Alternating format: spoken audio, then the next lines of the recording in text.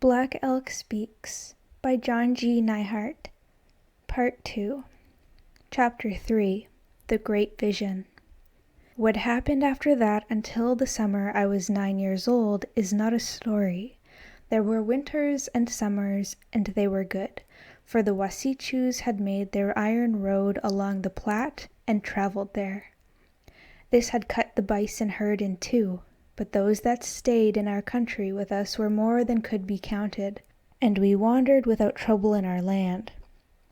Now and then the voices would come back, when I was out alone, like someone calling me.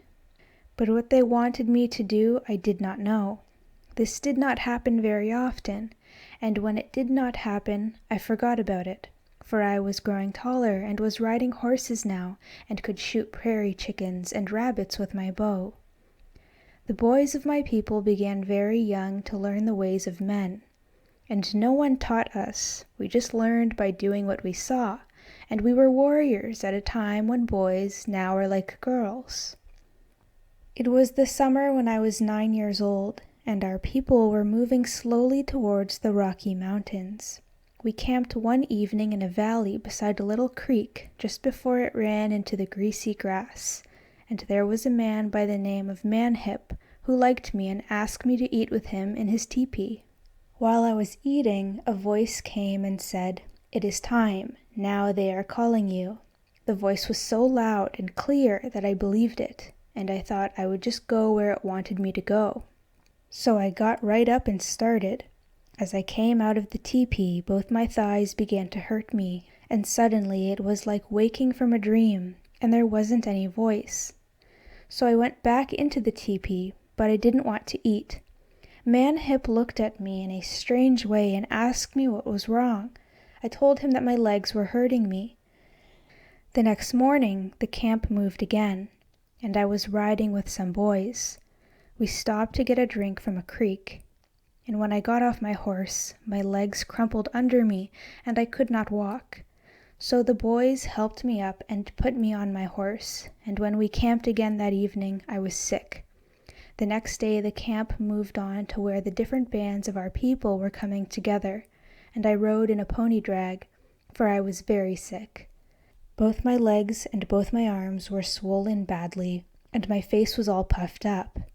When we had camped again, I was lying in our teepee, and my mother and father were sitting beside me. I could see out through the opening, and there were two men coming from the clouds, head first, like arrows slanting down, and I knew they were the same that I had seen before.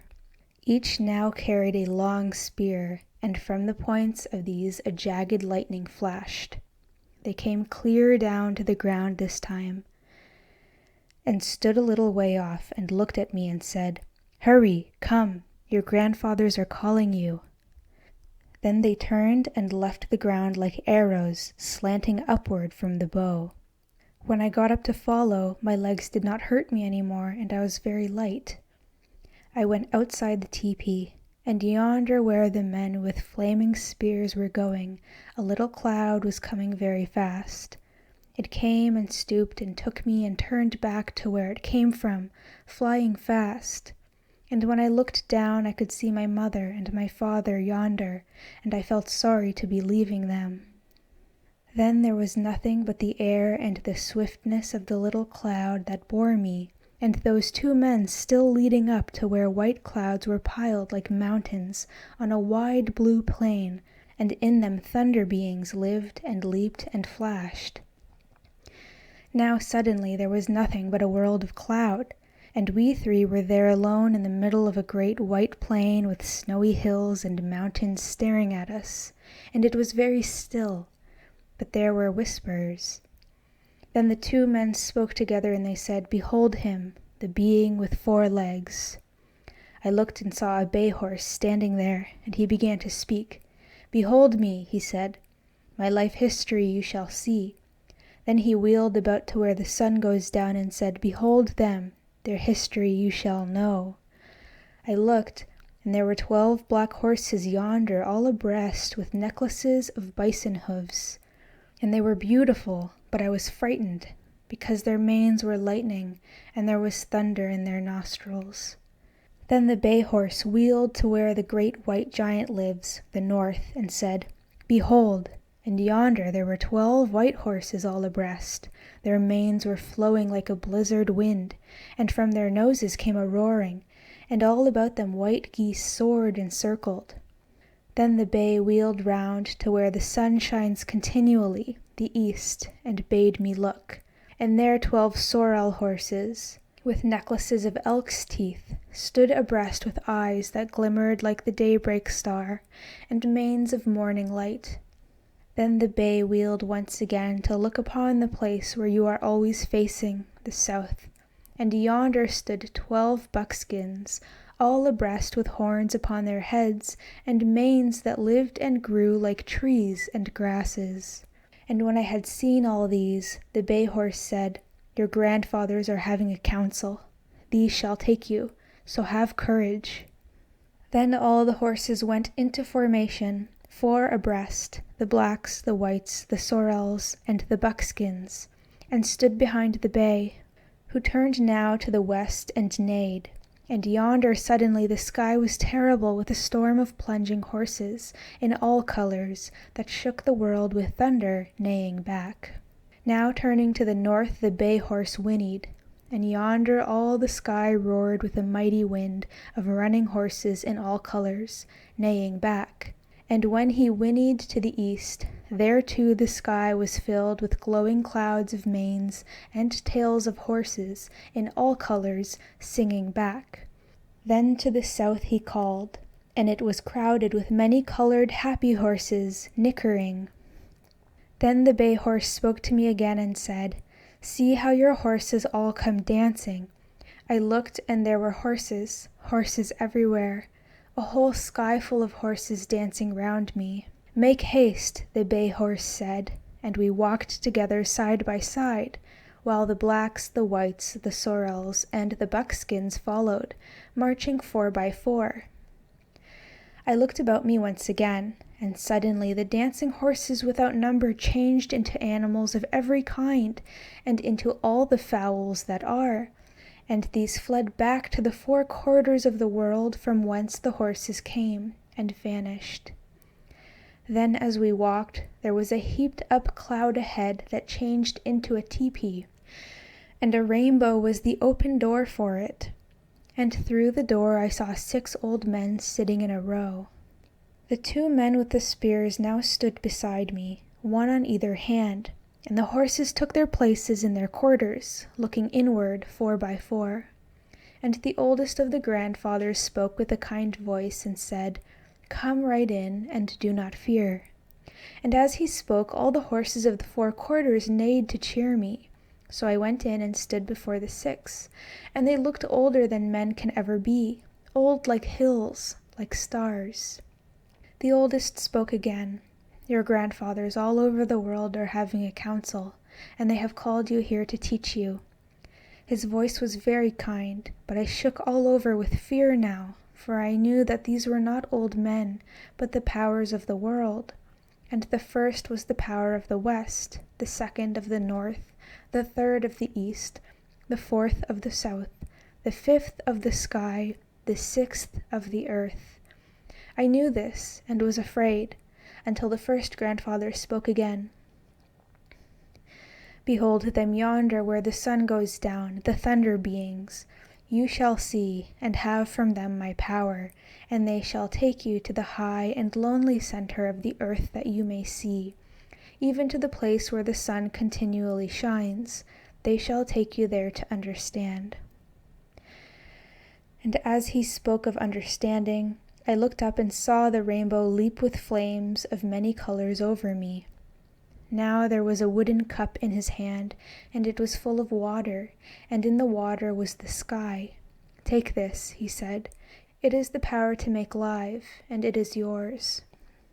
Now he had a bow in his hands. Take this, he said.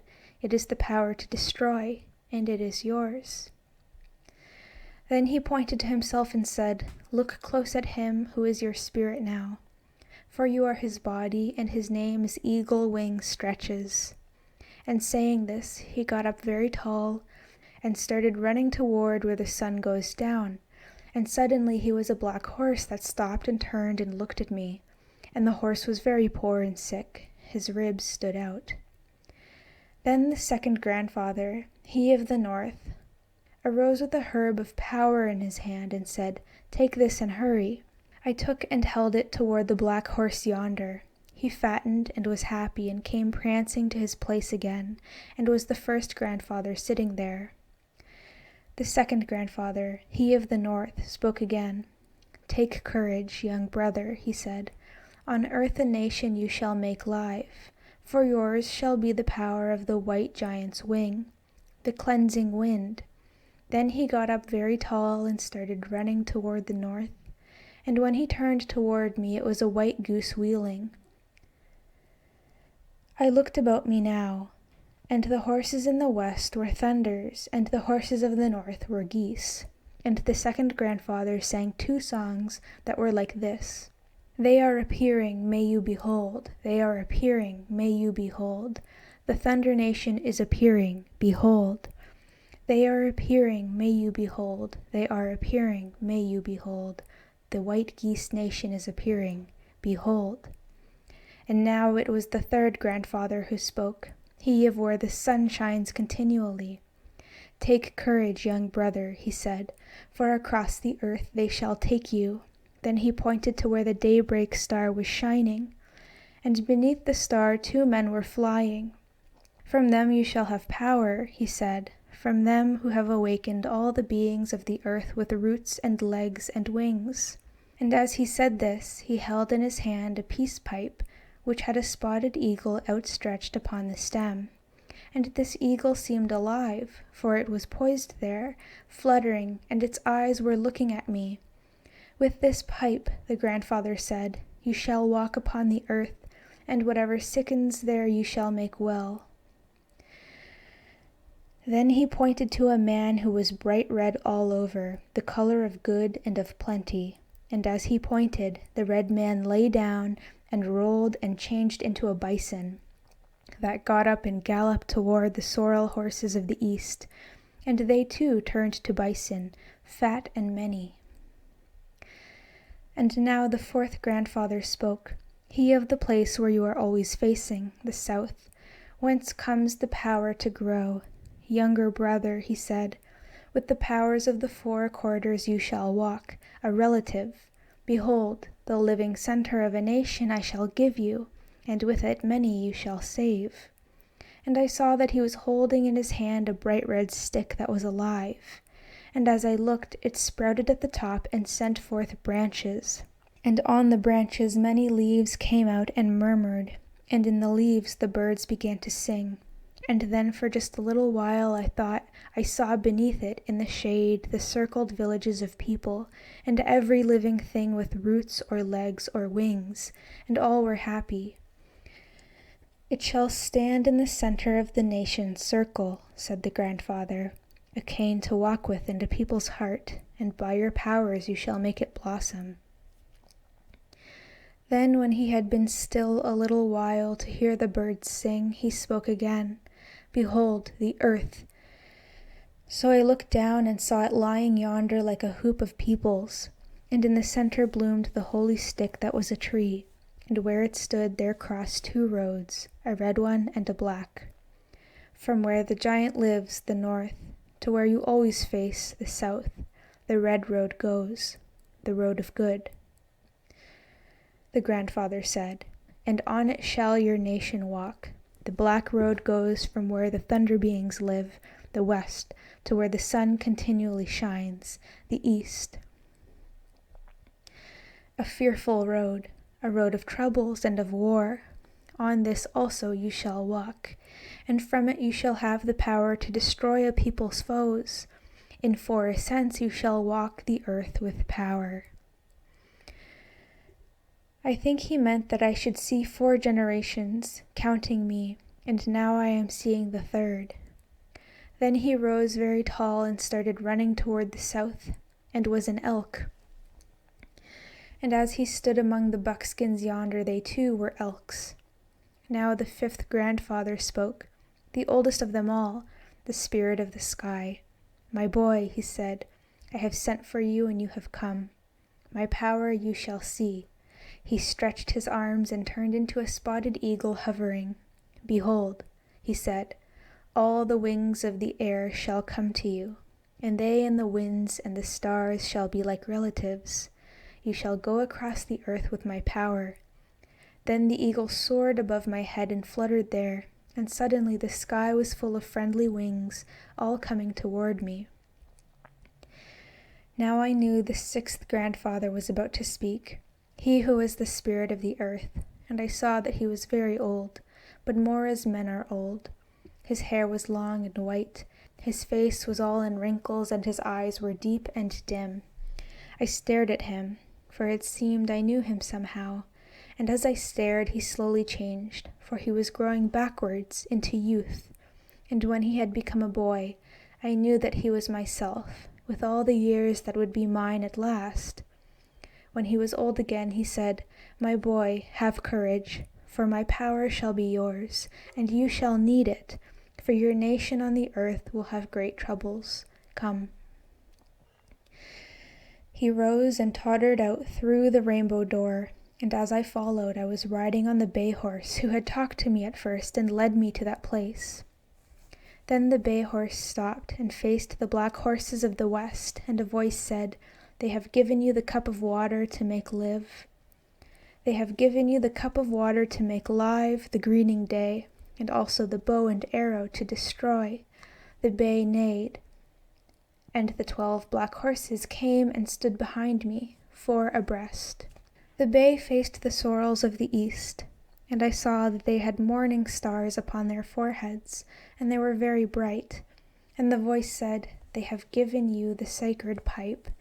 They have given you the sacred pipe, and the power that is peace, and the good red day." The bay neighed, and the 12 sorrels stood behind me, 4 abreast. My horse now faced the buckskins of the south, and a voice said, "They have given you the sacred stick and your nation's hoop, and the yellow day, and in the center of the hoop you shall set the stick and make it grow into a shielding tree and bloom." The bay neighed, and the 12 buckskins came and stood behind me, 4 abreast. Then I knew that there were riders on all the horses there behind me, and a voice said, "Now you shall walk the black road with these, and as you walk, all the nations that have roots or legs or wings shall fear you." So I started, riding toward the east down the fearful road, and behind me came the horsebacks 4 abreast, the blacks, the whites, the sorrels, and the buckskins, and far away above the fearful road the daybreak star was rising very dim. I looked below me where the earth was silent in a sick green light, and saw the hills look up afraid, and the grasses on the hills, and all the animals, and everywhere about me were the cries of frightened birds and sounds of fleeing wings. I was the chief of all the heavens riding there, and when I looked behind me, all the 12 black horses reared and plunged and thundered, and their manes and tails were whirling hail, and their nostrils snorted lightning. And when I looked below again, I saw the slant hail falling, and the long, sharp rain, and where we passed, the trees bowed low, and all the hills were dim. Now the earth was bright again as we rode. I could see the hills and valleys and the creeks and rivers passing under. We came above a place where 3 streams made a big one, a source of mighty waters, and something terrible was there. Flames were rising from the waters, and in the flames a blue man lived. The dust was floating all about him in the air. The grass was short and withered. The trees were wilting. 2-legged and 4-legged beings lay there thin and panting, and wings too weak to fly. The black horse riders shouted, "Hoka-hey," and charged down upon the blue man, but were driven back. And the white troop shouted, charging, and was beaten, then the red troop and the yellow. And when they each had failed, They all cried together, "Eagle wing stretches, hurry!" And all the world was filled with voices of all kinds that cheered me, so I charged. I had the cup of water in one hand, and in the other was the bow, that turned into a spear as the bay and I swooped on. And the spear's head was sharp lightning. It stabbed the blue man's heart, and as it struck, I could hear the thunder rolling, and many voices that cried, "Unhi," meaning I had killed. The flames died. The trees and grasses were not withered any more, and murmured happily together. And every living being cried in gladness with whatever voice it had. Then the 4 troops of horsemen charged down and struck the dead body of the blue man, counting coup. And suddenly it was only a harmless turtle. You see, I had been riding with the storm clouds, and had come to earth as rain, and it was drought that I had killed with the power that the 6 grandfathers gave me. So we were riding on the earth now, down along the river flowing full from the source of waters. And soon I saw ahead the circled village of a people in the valley, and a voice said, "Behold a nation, it is yours, make haste, eagle wing stretches." I entered the village, riding, with the 4 horse troops behind me, the blacks, the whites, the sorrels, and the buckskins. And the place was filled with moaning and with mourning for the dead. The wind was blowing from the south like fever, and when I looked around I saw that in nearly every tepee the women and the children and the men lay dying with the dead. So I rode around the circle of the village, looking in upon the sick and dead, and I felt like crying as I rode. But when I looked behind me, all the women and the children and the men were getting up and coming forth with happy faces. And a voice said, "Behold, they have given you the center of the nation's hoop to make it live."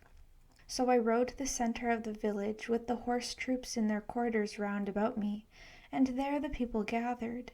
And the voice said, "Give them now the flowering stick that they may flourish, and the sacred pipe that they may know the power that is peace, and the wing of the white giant that they may have endurance and face all winds with courage." So I took the bright red stick, and at the center of the nation's hoop I thrust it in the earth. As it touched the earth it leaped mightily in my hand, and was a wagachun, the wrestling tree.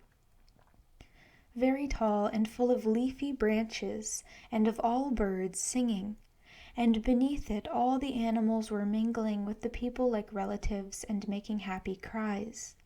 The women raised their tremolo of joy, and the men shouted all together, "Here we shall raise our children and be as little chickens under the mother Shio's wing." Then I heard the white wind blowing gently through the tree and singing there, and from the east the sacred pipe came flying on its eagle wings, and stopped before me there beneath the tree, spreading deep peace around it. Then the daybreak star was rising, and a voice said, "It shall be a relative to them, and who shall see it, shall see much more, for thence comes wisdom, and those who do not see it shall be dark." And all the people raised their faces to the east, and the star's light fell upon them, and all the dogs barked loudly and the horses whinnied.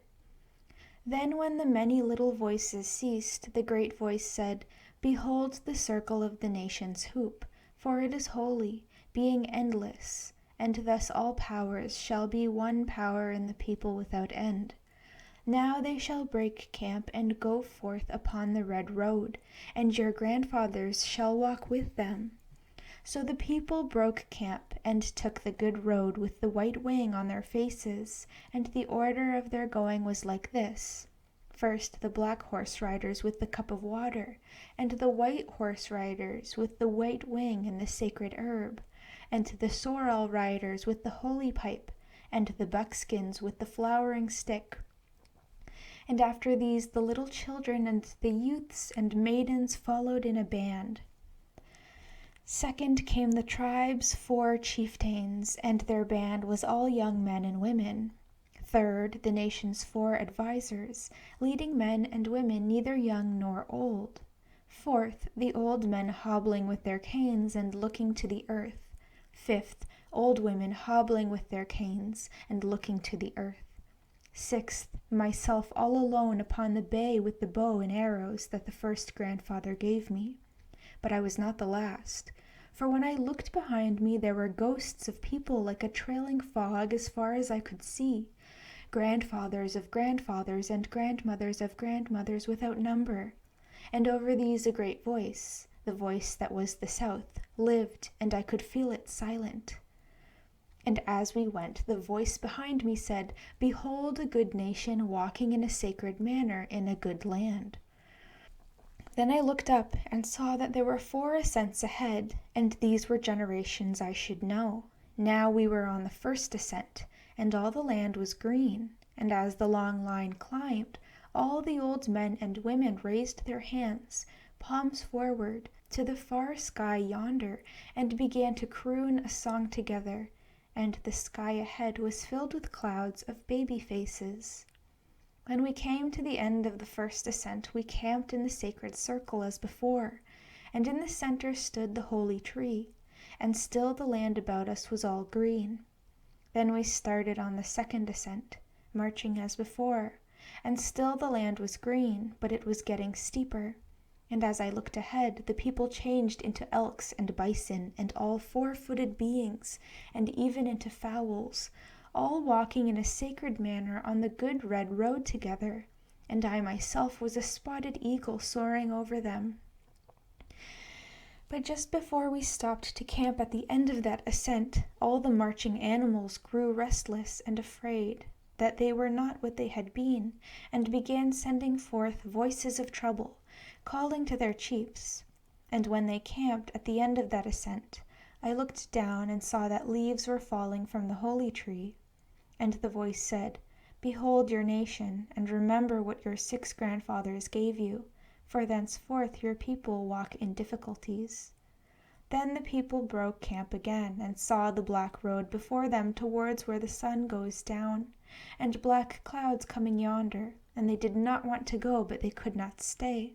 And as they walked the third ascent, all the animals and fowls that were the people ran here and there, for each one seemed to have his own little vision that he followed, and his own rules, and all over the universe I could hear the winds at war like wild beasts fighting.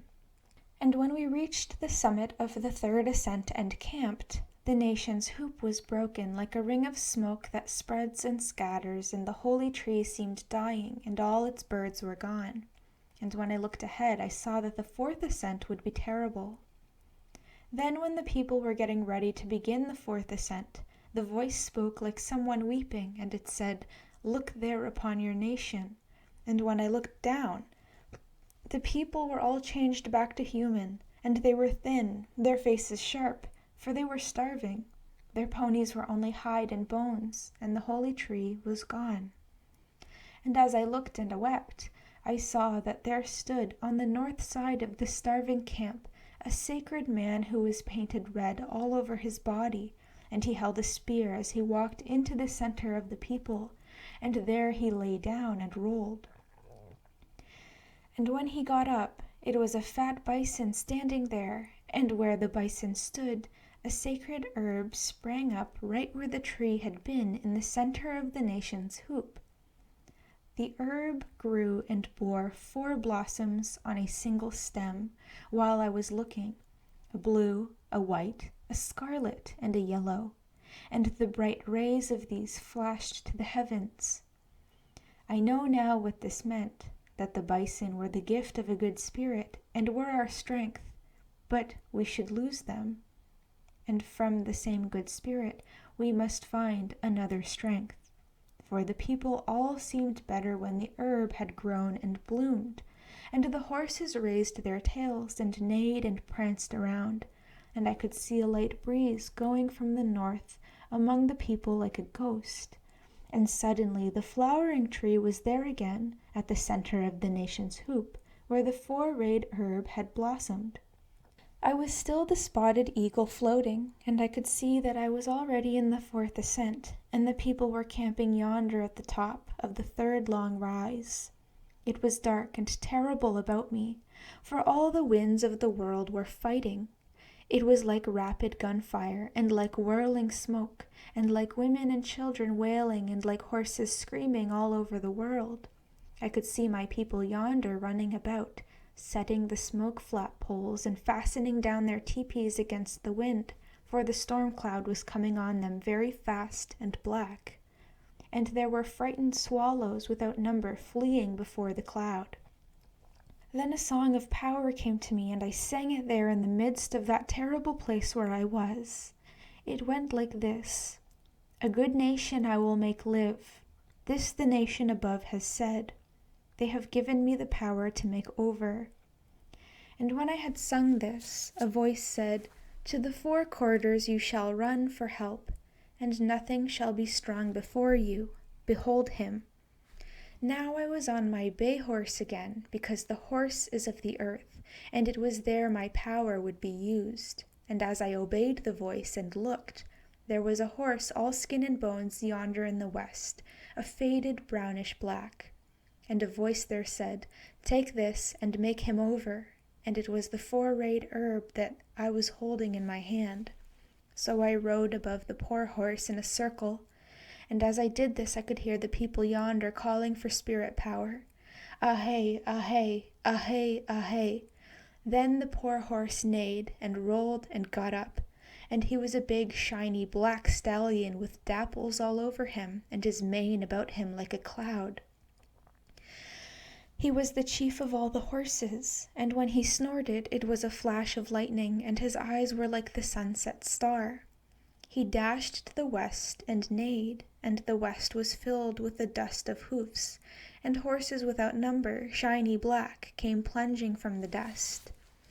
Then he dashed toward the north and neighed, and to the east and to the south, and the dust clouds answered, giving forth their plunging horses without number, whites and sorrels and buckskins, fat, shiny, rejoicing in their fleetness and their strength. It was beautiful, but it was also terrible. Then they all stopped short, rearing, and were standing in a great hoop about their black chief at the center, and were still. And as they stood, 4 virgins, more beautiful than women of the earth can be, came through the circle, dressed in scarlet, one from each of the 4 quarters, and stood about the great black stallion in their places. And one held the wooden cup of water, and one the white wing, and one the pipe, and one the nation's hoop. All the universe was silent, listening. And then the great black stallion raised his voice and sang. The song he sang was this: "My horses, prancing they are coming. My horses, neighing they are coming. Prancing they are coming. All over the universe they come. They will dance, may you behold them. They will dance, may you behold them. They will dance, may you behold them. A horse nation they will dance, may you behold them. A horse nation they will dance, may you behold them. A horse nation they will dance, may you behold them. A horse nation they will dance, may you behold them."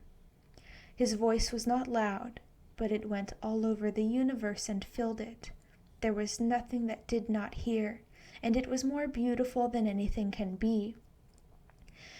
It was so beautiful that nothing anywhere could keep from dancing. The virgins danced, and all the circled horses, the leaves on the trees, the grasses on the hills and in the valleys, the waters in the creeks and in the rivers and the lakes, the 4-legged and the 2-legged and the wings of the air, all danced together to the music of the stallion's song. And when I looked down upon my people yonder, the cloud passed over, blessing them with friendly rain, and stood in the east with the flaming rainbow over it. Then all the horses went singing back to their places beyond the summit of the 4th ascent, and all things sang along with them as they walked. And a voice said, "All over the universe they have finished a day of happiness." And looking down I saw that the whole wide circle of the day was beautiful and green, with all fruits growing and all things kind and happy. Then a voice said, Behold this day, for it is yours to make. Now you shall stand upon the center of the earth to see, for there they are taking you. I was still on my bay horse, and once more I felt the riders of the west, the north, the east, the south, behind me in formation, as before, and we were going east. I looked ahead and saw the mountains there with rocks and forests on them, and from the mountains flashed all colors upward to the heavens. Then I was standing on the highest mountain of them all, and round about beneath me was the whole hoop of the world. And while I stood there, I saw more than I can tell, and I understood more than I saw, for I was seeing in a sacred manner the shapes of all things in the spirit, and the shape of all shapes as they must live together like one being. And I saw that the sacred hoop of my people was one of many hoops that made one circle, wide as daylight and as starlight, and in the center grew one mighty flowering tree to shelter all the children of one mother and one father, and I saw that it was holy. Then I stood there. 2 men were coming from the east, head first like arrows flying, and between them rose the daybreak star. They came and gave a herb to me, and said, "With this on earth you shall undertake anything and do it." It was the daybreak star herb, the herb of understanding, and they told me to drop it on the earth. I saw it falling far, and when it struck the earth, it rooted and grew and flowered, 4 blossoms on one stem, a blue, a white, a scarlet, and a yellow. And the rays from these streamed upward to the heavens, so that all creatures saw it, and in no place was there darkness. Then the voice said, "You are 6 grandfathers, now you shall go back to them." I had not noticed how I was dressed until now, and I saw that I was painted red all over, and my joints were painted black, with white stripes between the joints. My bay had lightning stripes all over him, and his mane was cloud, and when I breathed, my breath was lightning. Now 2 men were leading me, head first, like arrows slanting upward, the 2 that brought me from the earth. And as I followed on the bay, they turned into 4 flocks of geese that flew in circles, one above each quarter, sending forth a sacred voice as they flew. Brip, brip, brip, brip. Then I saw ahead the rainbow flaming above the teepee of the 6 grandfathers, built and roofed with cloud and sewed with thongs of lightning. And underneath it were all the wings of the air, and under them the animals and men. All these were rejoicing, and thunder was like happy laughter. As I rode in through the rainbow door, there were cheering voices from all over the universe, and I saw the 6 grandfathers sitting in a row, with their arms held toward me and their hands palms out. And behind them in the cloud were faces thronging without number of the people yet to be. "He has triumphed," cried the 6 together, making thunder, and as I passed before them there, each gave again the gift that he had given me before, the cup of water and the bow and arrows, the power to make live and to destroy, the white wing of cleansing and the healing herb, the sacred pipe, the flowering stick, and each one spoke in turn from west to south, explaining what he gave as he had done before. And as each one spoke, he melted down into the earth and rose again. And as each did this, I felt nearer to the earth. Then the oldest of them all said, "Grandson, all over the universe you have seen. Now you shall go back with power to the place from whence you came. And it shall happen yonder that hundreds shall be sacred, hundreds shall be flames. Behold!" I looked below and saw my people there, and all were well and happy except one, and he was lying like the dead, and that one was myself. Then the oldest grandfather sang, and his song was like this: "There is someone lying on earth in a sacred manner. There is someone, on earth he lies. In a sacred manner I have made him to walk. Now the teepee, built and roofed with cloud, began to sway back and forth as in a wind, and the flaming rainbow door was growing dimmer.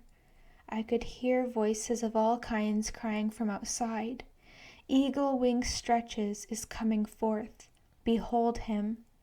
When I went through the door, the face of the day of earth was appearing with the daybreak star upon its forehead, and the sun leaped up and looked upon me, and I was going forth alone.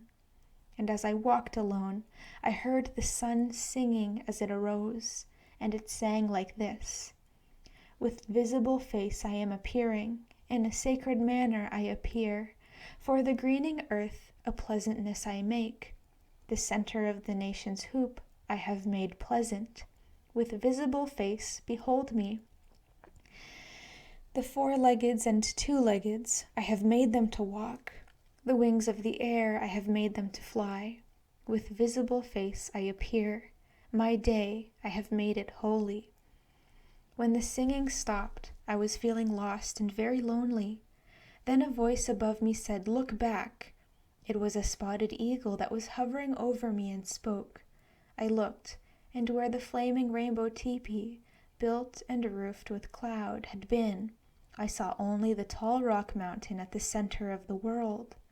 I was all alone on a broad plain now, with my feet upon the earth, alone but for the spotted eagle guarding me.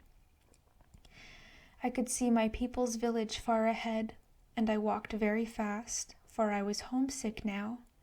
Then I saw my own teepee, and inside I saw my mother and my father bending over a sick boy that was myself.